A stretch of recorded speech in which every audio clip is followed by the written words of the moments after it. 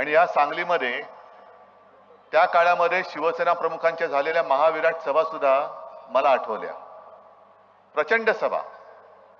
आणि तसं सांगलीचं मन हे नाही म्हटलं तरी भगवच आहे. मधल्या काळामध्ये आमची एक गफलत झाली.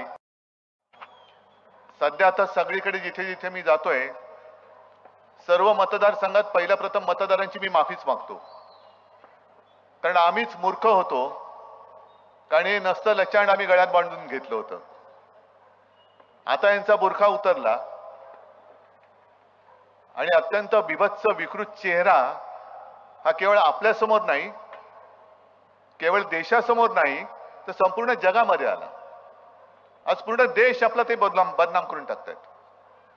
आणि साहजिक आहे, शेवटी निवडणूक म्हटल्यानंतर एक महत्वाकांक्षा असते, इच्छा असते. पण ही इच्छा व्यक्त करायला काही अपराध आहे किंवा गुन्हा आहे असं माझं काही मत नाहीये. पण जेव्हा आपण युती करतो, आघाडी करतो, तेव्हा साहजिकच आहे, जयंतराव तुम्हाला 13-14 जागा वाटत होत्या मिळाव्या. आता मी म्हटलं मला 30 पाहिजे होत्या, कशा काय मिळणार? काँग्रेसला 25 पाहिजे असतील, कशा काय मिळणार? मग शेवटी आपण कुठे काय एकमेकाचा उपयोग करून जे पहिलं गमावलेलं आहे ते कमवायचं कसं याचा विचार करतो. आज सांगली आपल्याकडनं गेलेली आहे. अगदी मला कल्पना आहे, सगळे रती महारथी स्वातंत्र्य लढ्यामध्ये सुद्धा इथे सगळे वीर, मी काय तुम्हाला सांगण्याची गरज नाही, त्यांचं योगदान फार मोलाचं आहे. आणि स्वातंत्र्य लढ्यामध्ये यांनी योगदान दिलं. यांच्यासारखे अनेक असंख्य वीर महाराष्ट्रभर नव्हे देशभर स्वातंत्र्य लढ्यामध्ये त्यांनी त्यांचं योगदान दिलं. वेळ प्रसंगी स्वतःच्या जीवाची पर्वा केली नाही, कुटुंबाची केली नाही. कोण फासावर गेलं, कोण तुरुंगात त्यांची आयुष्य सडली, कुटुंब उद्ध्वस्त झाली. त्यांची काय इच्छा होती की स्वातंत्र्य मिळाल्यानंतर मी खासदार व्हावं, स्वातंत्र्य मिळाल्यानंतर मी मंत्री व्हावं. अरे कवळी कवळी पोरं, त्या खुदिराम बोस सारखी 17 वर्षाचं पोर, म्हणजे मी जे काय वाचलंय की तेव्हा सगळे क्रांतिकारक गपचूप भेटायचे आणि भेटल्यानंतर मग त्यांच्यामध्ये काय करायचं, कोणाला उडवायचं, कुठे काय करायचं, ही सगळी खलबत व्हायची. आणि अशीच एक बैठक, त्या बैठकीमध्ये बॉम्ब तयार करण्यात आला होता आणि त्याच्यावरती ती बैठक होती. कुठे करायचा याचा प्रयोग, कुठे करायचा, कारण बॉम्ब फोडायचा यशस्वी झाला पाहिजे. मग कुठे जंगलात जायचं, निर्जन माणूस, तिकडे निर्जन वस्ती पाहिजे, म्हणजे निर्जन पाहिजे, वस्ती नकोय. मग अशा ठिकाणी हा बॉम्ब जाऊन फोडणार कोण? आणि हा विचार चालू असताना एक पोरगा 17 वर्षाचा, तो खुदिराम बोस उठून उभा राहिला आणि तो म्हणाला, अरे काय तुम्ही एवढ्या मेहनतीने बनवलेला बॉम्ब असं दगडावर फोडणार? याला फोडायचं असेल तर गोऱ्याचं टाळकच पाहिजे. हा बॉम्ब त्या गोऱ्या आपल्यावरती अत्याचार करतात ना, त्या गोऱ्या इंग्रजाच्या टाळक्यावरच हा बॉम्ब फोडला पाहिजे. सगळे अवाक झाले, सगळे जुने जाणते होते. तरुण पोरगा, काय ओळख नव्हती, पाळख नव्हती, कोण कुठून आला, उभा राहिला, काय तुला क्रांतीचा अनुभव काय, असं नाही कोणी त्याला विचारलं. पण खुदिराम बोस उभा राहिला, सगळे अवाक होऊन उभे राहिले, बघायला लागले, तू बोलतोस खरं आहे, पण करणार कोण? मी करतो म्हणाला. तो गेला आणि त्यांनी ते काम केलं आणि नंतरचा इतिहास तुम्हाला सगळं माहिती आहे. पण विशेष म्हणजे हा 17 वर्षाचा पोरगा कसलाही बॉम्ब फोडण्याचा अनुभव नाही, बॉम्ब फोडण्याचा बनवण्याचा अनुभव नव्हता, फोडण्याचा तर असणार कसा, पण त्यांनी जाऊन ते काम केलं आणि फासावरती गेला. 17 वर्षाचा कवळं पोर, हातातोंडाशी आलेला घास. आणि तो फासावर जात असताना एक कोणतरी असाच, त्याचं कवी जो होता त्याचं नाव इतिहासात नोंदच नाही झालेलं, त्यांनी त्याच्यावरती 4 ओळी लिहिल्या की जो खुदिराम आपल्या आईला सांगतोय. कारण फाशीची शिक्षा झाल्यानंतर त्याची आई त्याला शेवटचं भेटायला गेली तुरुंगात, की आपलं पोर कसं आहे, पोरगा आता जाणार फासावरती, आयुष्याची ताटातूट होणार, आपल्या पुन्हा दिसणार नाही पोर आपल्याला. आणि मग त्या भेटीवरती एका कवीने कविता केली, त्याच्यात ते म्हणतोय की तो खुदिराम आपल्या आईला सांगतोय की आई तू काळजी करू नकोस, मी आत्ता जातोय, पण लवकरच मी माझ्या मावशीच्या पोटी जन्माला येऊन तुझ्या भेटीला येईन. आणि मावशीला जे बाळ होईल तो मी आहे, तू कसा ओळखशील? तर तू काही करू नकोस, बाळाच्या गळ्यावरती एक खूण बघ, ती खूण आता मी जातोय ना त्या फाशीच्या दोराची असेल. ती खूण बघ आणि ओळख तुझा खुदिराम परत आलाय. जर खुदिराम असा बोलला असता की नाही मी 17 वर्षाचा आहे, मला खासदारच व्हायचंय, मला आमदारच व्हायचंय, मग लोकांनी विचारलं असतं तुझा अनुभव काय. असं नसतं. देश म्हणजे देश, माझा देश पहिला प्रथम, माझी महत्वाकांक्षी त्याच्या नंतर असली पाहिजे. आणि ज्या सांगलीचा इतिहास स्वातंत्र्य लढ्यासाठी प्रसिद्ध आहे, त्याच सांगलीकरांसाठी मी आलेलो आहे की देशाचं स्वातंत्र्य धोक्यात आलं असताना सांगलीकर हे फुटणार आहेत. सांगलीकर गुलामाच्या बाजूने, गुलामगिरीच्या बाजूने मतदान करणार, हुकुमशाहीच्या बाजूने मतदान करणार का लोकशाहीच्या बाजूने मतदान करणार, हा प्रश्न मी नाही, देश तुम्हाला विचारतोय. जी विश्वजित तू सगळी मोठ्यांची नावं घेतली ते सुद्धा बघतायत माझे सांगलीकर काय करतायत. अरे मी यांच्यासाठी इंग्रजांशी लढलो. इंग्रजचा काय मोठा शत्रू होता, किती होते लोक. इंग्रज जेव्हा आले त्यांच्याकडे सैन्य मुठभर असेल, पण त्यांनी 125-150 वर्ष राज्य केलं. ते आपल्याच इथल्या गद्दारांना घेऊन त्यांनी आपल्या डोक्यावरती राज्य केलं होतं. तीच परिस्थिती आज परत आलेली आहे. या आघाडीमध्ये आम्हाला असं वाटलं होतं की आमच्याकडे ही जागा पाहिजे, ती जागा पाहिजे. आणि मी तुम्हाला खरंच सांगतो, पक्षाचा नेता म्हणून मिरवायला काम सोपं असतं, पण पक्षाचा नेता म्हणून कार्यकर्त्यांना जपणं फार कठीण असतं. आम्ही सुद्धा रामटेकची जागा सोडली, सलग 5 वेळा जिंकलेली जागा आम्ही सोडली, सलग 5 वेळा. काय तिथले लोक माझे नाराज नसतील झाले. कोल्हापूरची जागा सोडली आम्ही, शाहू महाराजांच्या प्रेमाखातर जागा सोडली. अमरावतीची जागा जयंतराव तुम्ही बोललात तुमची सुद्धा होती, आम्ही सुद्धा ती जागा सुद्धा 5 वेळा जिंकलेली होती. पण जिंकलेल्या जागा आम्ही दिल्या, कारण आघाडीचा नुसता फायदा मला एकट्याला नकोय, तर माझ्या सोबत्याला मित्राला सुद्धा झाला पाहिजे. आम्ही कोल्हापूर सोडली, रामटेक सोडली, अमरावती सोडली, आणि मला अभिमान वाटतो. काल मी कोल्हापूरला सभेला गेलो होतो, तुडुंब गर्दी होती, आणि स्वतः शाहू महाराज मला म्हणाले की उद्धवजी तुमच्या शिवसैनिकांची कमाल आहे, शिवसेनाच ही जागा लढते, अशा पद्धतीने जीव तोडून मेहनत करताय, यांच्या भरोश्यावर मी जिंकणार म्हणजे जिंकणारच. मधल्या काळात नागपूरला गेलो, तिथले शिवसैनिक भेटले, साहेब काळजी करू नका, रामटेक आपण जिंकणारच, आपण जिंकणार, आपण ही जागा लढवते काँग्रेस. आणि शिवसैनिक मला सांगतोय की उद्धवजी आपण जागा जिंकणार. अमरावतीला गेलो होतो, यशोमतीताई सांगतायत उद्धवजी तुमच्या शिवसैनिकांची कमाल आहे हो, दिवस रात्र काही नाही, कशाचे ओशाळे नाहीत, एक पैसा घेत नाही, आणि अक्षरशः आमच्यापेक्षा एक पाऊल पुढे टाकून काम करतात. मला अभिमान आहे त्या शिवसैनिकांचा. सुप्रियाताई सुद्धा तेच सांगते, सोलापूरमध्ये प्रणितीताई पण तेच सांगते. आणि मला नक्की माहितीये की उद्या चंद्रहार जिंकल्यानंतर चंद्रहार सुद्धा तेच सांगणार की उद्धवजी विश्वजित आहे, सगळे इथले काँग्रेस राष्ट्रवादीचे नेते आहेत, त्यांच्यामुळे आणि शिवसैनिकांच्या मेहनतीमुळे मी जिंकलो. याला म्हणतात आघाडी. आता आघाडी करायची कशाला. जर भारतीय जनता पक्षाने आमचा विश्वासघात केला नसता तर आम्ही राहिलो असतो त्यांच्या बरोबर. मग सांगलीच्या जागेचं काय झालं असतं, कोणाकडे गेली असती. पण आज संपूर्ण महाराष्ट्र माझ्या डोळ्यासमोर लुटला जातोय. त्या लुटीमध्ये सहभागी व्हायला मी लुटारू नाहीये, अजिबात नाही. ते पाप माझ्याकडनं कदापि घडणं शक्य नाही. म्हणून मी भारतीय जनता पक्षाच्या युतीला लाथ मारून त्यांच्यापासून बाहेर पडलो. डोळ्यात देखत महाराष्ट्राची लूटमार होते. आज सांगलीचे जे विषय आहेत काही केंद्राच्या अखत्यारीतले आहेत. 10 वर्ष होय आम्ही सुद्धा त्यावेळेला युतीत होतो, पण 10 वर्ष इकडनं जे तिकडे गेलेले आहेत, कोण ते म्हणतात तुमचे काका, का पाठवलं त्यांना, 10 वर्ष का पाठवलं, हा प्रश्न आता तुम्हाला पडलेला आहे. तुमच्या पाण्याचा प्रश्न सुटला. मला आठवतंय काही वर्षांपूर्वी जयंतराव जतच्या परिसरातली काही गावं त्यांनी जाहीर केलं की आम्ही आता महाराष्ट्रातून वेगळे होतो. मी त्यांना फोन केला आणि त्यांना सांगितलं असं वेडावाकडा काही निर्णय घेऊ नका, असं काही बोलू नका, मी स्वतः येतो. 24 तासात मी त्यांच्या भेटीला गेलो, त्यांचं सगळं समजावून सांगितलं. पण केंद्राकडनं ज्या काही गोष्टी राज्याच्या अखत्यारीत असतात, काही गोष्टी केंद्राच्या अखत्यारीत असतात. आणि एक मला असं वाटलं होतं की केंद्रात आता आमचं सरकार आले, एनडीएचं, नरेंद्र मोदी पंतप्रधान झालेत, आता सगळे प्रश्न असे चुटकीसारखी संपतील. अजिबात सुटले नाही, काहीच सुटले नाही. काय सुटलेत प्रश्न?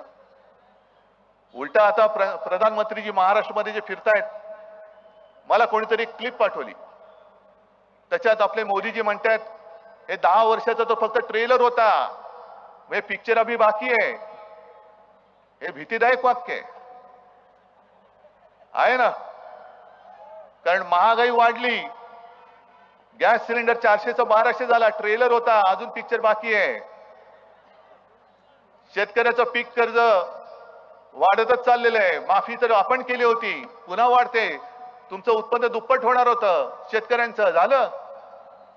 अजिबात नाही. आणि त्याही पेक्षा सगळ्यात महत्वाचं म्हणजे निवडणूक रोख्यांच्या माध्यमातून शेतकऱ्याचं उत्पन्न दुप्पट नाही झालं. भारतीय जनता पक्षाच्या खात्यात हजारों कोटी रुपये आले, हजारों कोटी रुपये. ये तो सिर्फ ट्रेलर था, पिक्चर अभी बाकी आहे. म्हणजे आजपर्यंत यांनी सगळं ओरबाडून काढलं. महाराष्ट्रामधनं सगळे उद्योग, जो वेदांता फॉक्सकॉन आपल्याकडे येणार होता, गेला. गुजरात मेडिकल डिव्हाइस पार्क तो येणार होता, बल्क ड्रग पार्क तो येणार होता, वित्तीय केंद्र हे महाराष्ट्रात येणार होतं. सगळंच्या सगळं गुजरातला गेलं आणि हा फक्त ट्रेलर होता. म्हणजे तुम्ही काय आता महाराष्ट्राचं नाव सुद्धा गुजरात करणार की काय? आणि हे चालेल तुम्हाला? आणि त्याच्यामध्ये जर का तुम्ही जर का इकडे मतांमध्ये विभागणी केली आणि पुन्हा हे हुकुमशाहीचं भूत आपल्या मानगुटीवरती बसलं, तर ती एक शिवसेनेने जाहिरात केलेली आहे, तुम्ही पाहिली असाल. कारण भारतीय जनता पक्षाने पहिली एक जाहिरात केली, वॉर रुकवादी पापा. पाहिले तुम्ही? युक्रेन आणि ते युद्ध चालले ना, तिथून विद्यार्थी कसे येणार, मग ते चिंताग्रस्त आई वडील दाखवलेत. आता काय होणार माझ्या मुलीचं, कशी येणार? मग ते वडील सांगतात काळजी करू नको, ते आपल्याला वाचवणार. मग ती मुलगी येते आणि ती म्हणाली की पप्पा वॉर रुकवादी, म्हणजे मोदीजींनी वॉर थांबवलं. मग आपण एक जाहिरात केली, ते वडील चिडलेत. सगळे भ्रष्टाचारी भाजपमध्ये घेत आहेत. कालपर्यंत हे सगळे भ्रष्टाचाराचे आरोप करणारे लोक आज सोबत घेऊन मांडीवर घेऊन फिरतायत.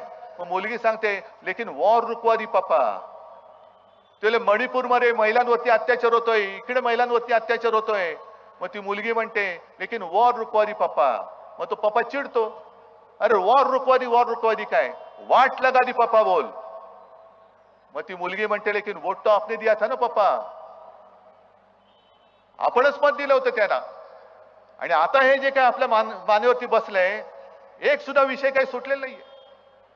याला आता जे डोहाळे लागलेत ते घटना बदलायचे लागलेले आहेत. मी काल सुद्धा बोललो, परवा सुद्धा बोललो, कदाचित या टीव्हीच्या माध्यमातून सगळेजण म्हणत असतील हा एक मुद्दा रोज बोलतोय. हो बोलतोय, कारण जर भाजपा रोज खोटं बोलत असेल तर मी रोज खरं बोललो तर फरक काय पडतोय? मी खोटं तर बोलत नाहीये ना.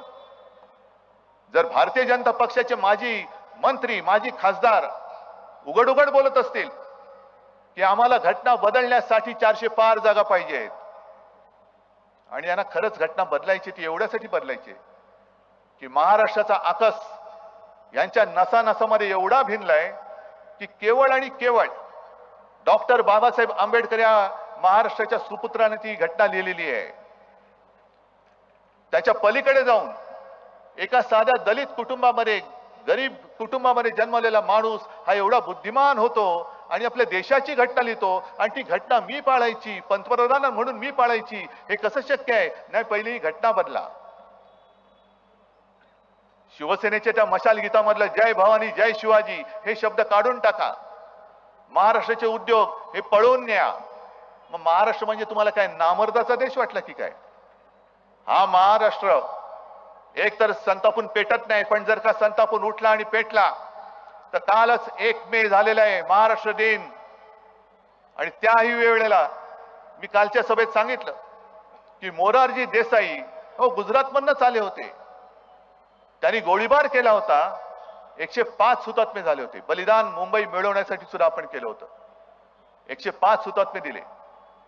आणि मोरारजी देसाईंनी पोलिसांना आदेश दिले होते, मी तुम्हाला ज्या गोळ्या दिल्या आहेत ते माणसांना मारण्यासाठी दिलेल्या आहेत, ती गोळी फुकट घालवायची नाही. म्हणजे तेव्हापासून हा त्यांचा जो राग यांच्या मनामध्ये आहे, मराठी माणसाला मारण्यासाठी हे आसुसलेले आहेत. महाराष्ट्राला बदनाम करून टाकायचं, महाराष्ट्राला भिकेला लावायचं. महाराष्ट्राच्या सुपुत्रांनी लिहिलेली घटना बदलून टाकायची आणि आमच्यावरती घराणेशाहीचे आरोप करायचे. मग पवार साहेबांना आरोप करताना सांगायचं, पवार साहेब त्यांच्या मुलीला मुख्यमंत्री होण्यासाठी म्हणून लढतायत. उद्धव ठाकरे त्यांच्या मुलाला मुख्यमंत्री करण्यासाठी म्हणून लढतायत. अहो, आमच्या मुलांसाठी आम्ही लढतो, नाही लढत हे जनता बघते. पण पहिली तुम्ही खुर्ची सोडा ना. तुम्ही तुमची खुर्ची सोडत नाहीये. म्हणजे मलाच पाहिजे, एकदा पंतप्रधान झाले तरी दुसऱ्या वेळेला मीच, दुसऱ्या वेळेला झाले तिसऱ्या वेळेला मीच, तिसऱ्या वेळेला झाले. मग तुम्ही तुमच्यासाठी लढताय, मग मी माझ्या जनतेसाठी लढत असेन तर मी चूक काय करतो, मी पाप काय करतोय?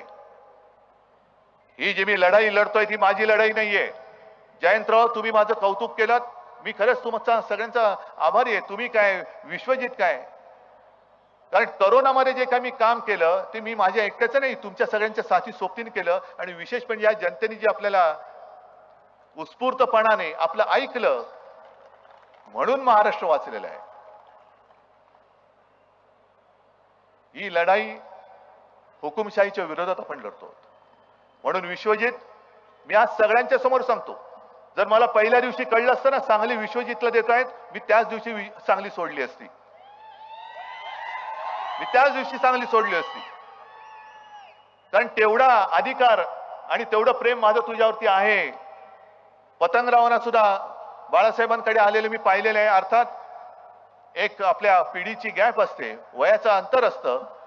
पतंगराव हा एक मोकळा ढाकळा माणूस होता. म्हणजे माझ्याशी सुद्धा बोलताना कधी वयाचं अंतर त्यांनी जाणू नाही दिलं. अगदी मुला म्हणजे त्यांचाच मुलगा असल्यावर काही एकदम विश्वजितची कशी बोलतील तसे माझ्याशी ते बोलायचे. आपण आता एक पाऊल पुढे गेलं पाहिजे. जर इथल्या कोणाला काँग्रेसच्या लोकांना वाटत असेल अगदी विश्वजित तुला किंवा आणखीन आज ज्यांचे फोटो लागलेत की उद्या शिवसेना आपल्या भविष्याच्या आड येईल, अजिबात येणार नाही. इथलं भविष्य जे तुमचं आहे ते तुमच्या भविष्यातलं आम्ही ओरबाडून घ्यायला आलेलो नाही. पण माझ्या सांगलीकराकडनं जी जागा आम्ही त्यांची सोबत दिली म्हणून इथून तुमच्याकडनं हिसकावून घेतली गेलेली आहे, ती हिसकावून पुन्हा घेण्यासाठी म्हणून मी सांगलीमध्ये आलेलो आहे, म्हणून सांगलीत आलेलो आहे. आणि ही सांगली मला जिंकायचीच आहे. एक चंद्रहार सारखा नवीन चेहरा, जसं मी मगाशी खुदिरामचं तुम्हाला उदाहरण दिलं तसा चंद्रहार एक नवीन मल्ल दिलेला आहे. हा लेचपेचा नाहीये. डबल महाराष्ट्र केसरी. अरे आपल्याला काय जाते गर्दी करून कुस्ती बघायला, तिकडे जे मल्ल लढत असतात ते कसे लढतात, आपण बाजूला उभे राहून आपण एन्जॉय करतो, पण त्यावेळेला त्यांचा घामटा निघत असतो. ही साधी गोष्ट नाही. डबल महाराष्ट्र केसरीची गदा ही सांगलीमध्ये मारुती मानेंच्या नंतर त्यांनी आणलेली आहे. आणि योगायोग असा की मारुती माने सुद्धा हे खासदार होते. काही जण म्हणतात की हा तर पैलवान आहे, ह्याचा राजकारणाशी काय संबंध? अहो पण मारुती माने होतेच ना. आणि मग इतर पक्षांमध्ये जसं भाजपामध्ये काही चित्रपट तारका, अहो जयंतराव तुम्ही सुद्धा गेल्या वेळेला अमरावतीत पाठिंबा दिलाच होता ना, आज तुम्हाला कळलं चुकलं. असे काही नवीन काही क्रिकेटपटूंना तिकीट देतात, काय संबंध आहे राजकारणाचा? सिने तारकांना तिकीट देतात, काय संबंध आहे? हे संबंध नाही, संबंध सगळ्यांचा असतो. जे जे उमेदवाराला मत देतात त्या सगळ्यांचा संबंध हा राजकारणाचा असतो. कारण राज्यकर्ते तुम्ही ठरवत असता. या देशावरती राज्य कोण करणार हे आम्ही नेते नसतं ठरवत, हे तुम्ही ठरवत असता. आणि तुम्हाला जे वाटत असतं की तुमचं भविष्य आमच्या हातात आहे, तसं नसतं. खरं म्हणजे नेत्यांचं भविष्य हे तुमच्या हातामध्ये आहे. तुमचं भविष्य हे मोदींच्या हातामध्ये आहे, अजिबात नाही. या क्षणाला मोदींचं भविष्य आणि आपल्या देशाचं भविष्य हे तुमच्या हातामध्ये आहे. तुम्ही ठरवणार, कारण त्यांना त्यांची कल्पना आलेली आहे. आजपर्यंत कधीही संकट आलं तेव्हा मोदीजी तुम्हाला महाराष्ट्रात दिसले होते कुठे? अगदी महापूर आला, विश्वजित मी सुद्धा तुझ्या मतदारसंघात तेव्हा येऊन गेलो होतो. अवकाळी आला, आपत्ती आली, कधी मोदीजी आपल्याला दिसले सांगलीत? नाही. अमित शहा कधी दिसले? नाही. पण आता त्यांना कळतंय की महाराष्ट्रात आपलं काय खरं नाही. कारण अश्वमेधाचा त्यांचा तो घोडा नाही, त्यांचं जे खेचर आहे ते महाराष्ट्रात थांबवणार आणि उलट परत पाठवणार. उलटा गो बॅक, नाही चालणार इकडे. आणि हा जो एक आता प्रश्न पडला होता, त्यांनी काल परवाकडे संजय राऊतांवरती टीका केली. म्हणजे आज माझी स्तुती केली असं मला कोणीतरी सांगितलं. माझी स्तुती वैयक्तिक नका करू, माझ्या शिवसेनेची स्तुती करा. ज्या शिवसेनेने तुम्हाला पंतप्रधान पदासाठी पहिल्यांदा पाठिंबा दिला त्या पहिल्या शिवसेनेचं कौतुक करा. एका बाजूला माझी शिवसेना ही नकली सेना बोलायचं, एका बाजूला माझी तब्येत बरी नव्हती, अगदी अक्षरशः ही मी तुमची सहानुभूती पाहिजे म्हणून नव्हे, पण मी हातपाय हलवू शकत नव्हतो, तेव्हा रात्रीची सगळी कारस्थानं करून माझं सरकार तुम्ही खाली खेचलं आणि आज माझी स्तुती करताय. त्यांनी सांगितलं, संजय राऊत म्हणे आमच्याकडे खूप चेहरे आहेतच. हे महाविकास आघाडी म्हणजे इंडिया आघाडीचं सरकार दरवर्षी हे पंतप्रधान बदलतील. अहो, एवढं आमच्याकडे काय असं वैचारिक दारिद्र्य आलेलं नाहीये. पण उलटा माझा प्रश्न असा आहे की या देशाने एक जागतिक विक्रम केला नवीन, तो म्हणजे संपूर्ण जगात आपली लोकसंख्या नंबर 1 आहे, 140 कोटीच्या वरती. मग 140 कोटी जनतेमध्ये एकच चेहरा पुन्हा घासून पुसून आपण पंतप्रधान पदी बसवणार. आणि 10 वर्ष आपल्या आयुष्यातली, म्हणजे काही तरुणांचे फोन येतात किंवा काही बातम्या कळतात, तो पहिलं मी मतदान केलं, मी बेकार होतो तेव्हा 22 वर्षाचा होतो. आज 10 वर्ष झाली, 32 वर्षाचा होत आलो. काही म्हणतात मी 25 होतो, 35 झालो, 30 होतो, 40 झालो. नोकरी मिळेल म्हणून त्या आशेने मी यांना मतदान केलं. नोकरी तर मिळणं दूरच राहिलं, पण महागाई एवढी वाढली की मी माझ्या घरच्यांना भार झालो की का असं मला वाटायला लागलेलं आहे.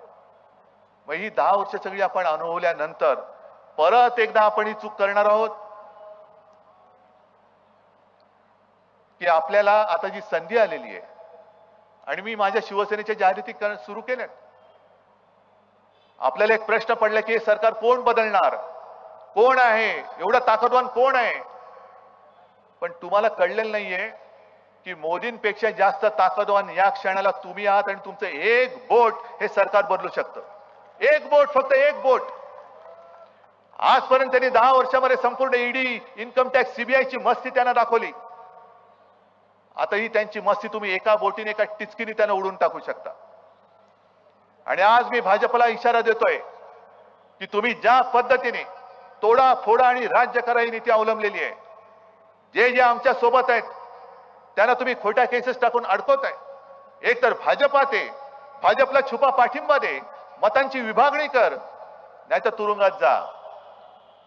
तरी बरं, काही जण उघड उघड जात आहेत निर्लज्जपणाने, काही जण छुपी मदत करतायत की एक तर तू छुपी मदत कर नाहीतर तुरुंगात जा. तर भाजपला सांगते की सगळे दिवस सारखे नसतात. उद्याचं येणारं सरकार हे इंडिया आघाडीचं असेल आणि इंडिया आघाडीचे खासदार, हे तुम्हाला आज खोटं वाटेल पण देशभर जे वातावरण ते पाहिल्यानंतर 300च्या वरती इंडिया आघाडीचे खासदार निवडून आल्याशिवाय राहत नाही, हे तुम्ही आज लिहून ठेवा. आम्ही पोकळणारे देत नाही, 400 पार वगैरे नाही, आम्ही कोणताच नारा दिलेला नाहीये. पण आता संपूर्ण देशातल्या जनतेने नारा दिलेला आहे की अब की बार भाजपा तडीपार. आणि मला खात्री आहे की ज्या सांगलीला एका स्वातंत्र्य लढ्याची पार्श्वभूमी आहे, तो सांगलीकर आता दुसरा तिसरा विचार करणार नाही आणि हुकुमशाहीच्या विरुद्ध एकजुटीने, मग कोणी का असेना, त्याला गाडून त्याच्या छाताडावरती चंद्रहारच्या रूपाने मशाल पेटवून दाखवल्याशिवाय राहणार नाही, हा मला विश्वास आहे.